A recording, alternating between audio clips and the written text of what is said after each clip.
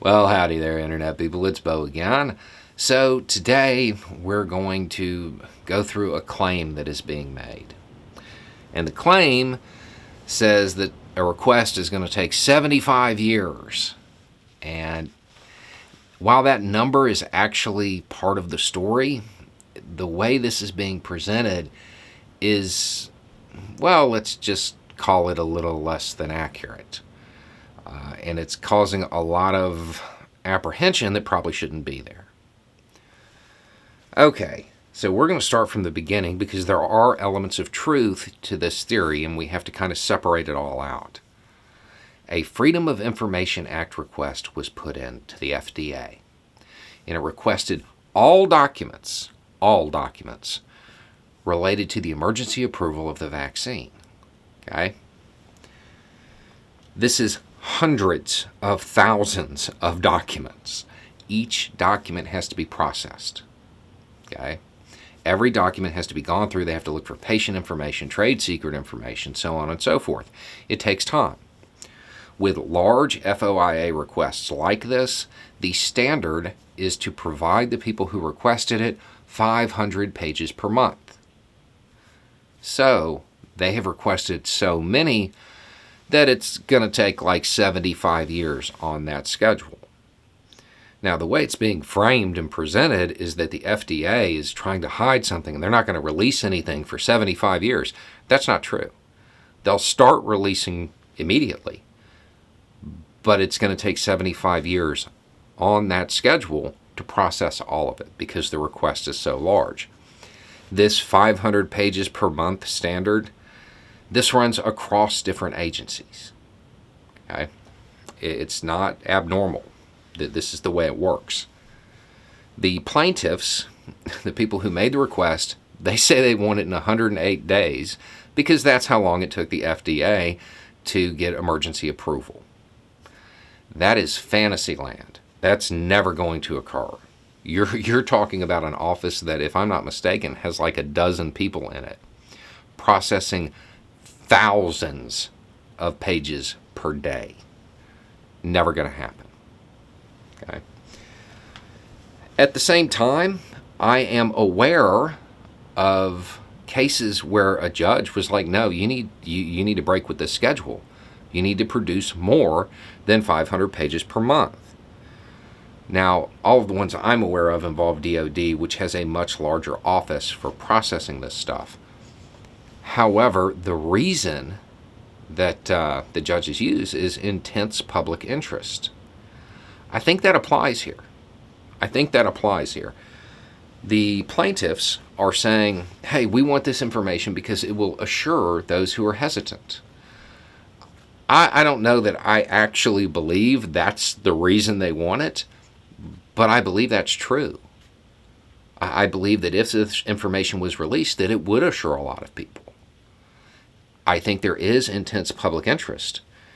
I think it's in the government's interest to get this information out as soon as possible. So, I think it would be a good idea to bring in people, transfer them in from other agencies who know how to do this, and get this information out as quickly as possible. But the idea that the FDA is trying to keep this secret for 75 years, that's manufactured. That's not true. It's that the information would take that long to process under the normal schedule. At the same time, the plaintiffs do have another option. They could narrow the scope of their request. Realistically, a lot of the pages that they're going to get that are going to slow down this request, they're going to be blank by the time they get them. They're going to be completely redacted because they're going to contain a whole bunch of patient information.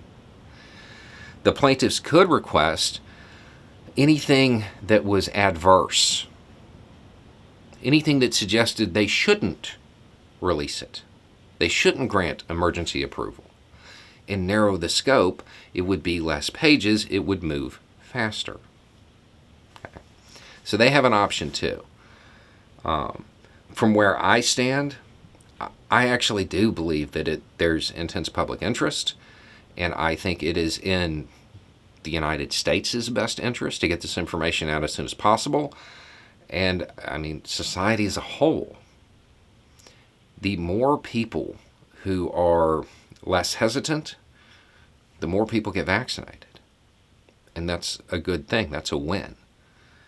So there are elements of truth to this story. And while this isn't, as far as I know, this isn't a widely circulating one at the moment, it probably will become one, because it can easily be framed as the FDA is trying to keep this secret for 75 years. That's not really what's happening. But there's enough little screenshots that could be turned into memes that could lead people to believe that. And if they looked, they would find the FDA arguing that that's how long it's going to take. But it's not that that's when they would start releasing it. That's when they would finish. So my advice to the people involved would be the FDA should hurry up and release as much as possible, as soon as possible, in the stuff that matters. Start with the important stuff. And I think the plaintiffs should probably narrow their scope. Don't request everything. Request the stuff that matters, and try to ease that burden a little bit. This is something where if the plaintiffs are arguing in good faith and they actually do want to assure the vaccine hesitant, they should be trying to make it as easy as possible for the FDA to get that information out, not as hard as they possibly can. But so start to finish, that's where it goes. It's a Freedom of Information Act request. 500 pages a month is normal. They requested so many pages that it's going to take 75 years at that rate to get all of the information processed. But there's no secret here. There's no grand conspiracy. It's just the way it works. But there are exceptions that have been made in the past to the 500 pages per month thing. And I think this qualifies as one. I think this should be one. So, anyway, it's just a thought. Y'all have a good day.